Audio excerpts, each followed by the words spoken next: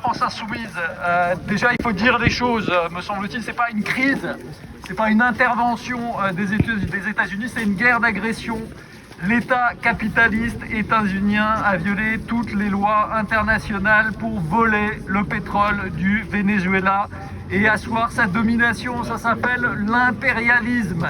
Et c'est même plus que ça, et un peu plus que ça, puisque derrière cet impérialisme, ce qu'on voit se profiler, c'est le fascisme. On le sent, on en voit l'action concrètement. La première action du fascisme, le premier travail du fascisme, c'est un travail disruptif, c'est de faire sauter les digues, c'est de pulvériser les limites, c'est de rendre possible ce qui hier était seulement inconcevable. Donald Trump a violé, a méticuleusement piétiné, sciemment piétiné toutes les règles du droit international. Les règles du droit international, ce sont des conditions qui sont imparfaites, bien sûr, mais c'est les conditions de la coexistence pacifique entre les États dans le monde. Ce sont des règles de base qui sont partagées depuis des décennies, voire plus d'un siècle, pour le droit international coutumier. C'est par exemple la prohibition du génocide, c'est la souveraineté des États, la souveraineté sur leur territoire et la souveraineté sur leurs ressources. C'est la sûreté des diplomates et des dirigeants des pays étrangers. Et ce qu'a fait Donald Trump en violant le droit international, c'est une menace grave, immédiate, concrète contre la paix sur toute la planète. C'est un engrenage, parce que s'il n'y a plus de droit, ce qui prévaut, c'est la violence. Ce qui prévaut, c'est la force. Et qui dit force, dit arme.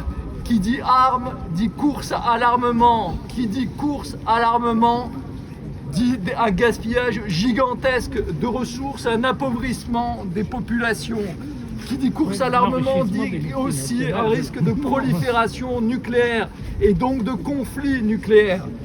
Donc c'est un risque extrêmement grave et un engrenage extrêmement grave dans lequel est entraînée toute la planète par l'action isolée de Donald Trump. Mais c'est pas une fatalité. C'est pas une fatalité parce que la brutalité de l'extrême droite se nourrit de notre faiblesse. Alors de la faiblesse de nos peuples peut-être, mais surtout de la faiblesse de nos gouvernants. Et là en la matière, on peut dire qu'avec Emmanuel Macron, on n'est pas déçu, on n'est jamais déçu avec Emmanuel Macron. On n'attendait pas grand-chose de lui, mais là il faut dire qu'il est en dessous de tout dans cette situation. Alors nous, on n'attendait rien de lui, on n'attend qu'une chose en réalité de lui, c'est qu'il dégage pour que la France puisse retrouver une voie dans le monde et sa souveraineté.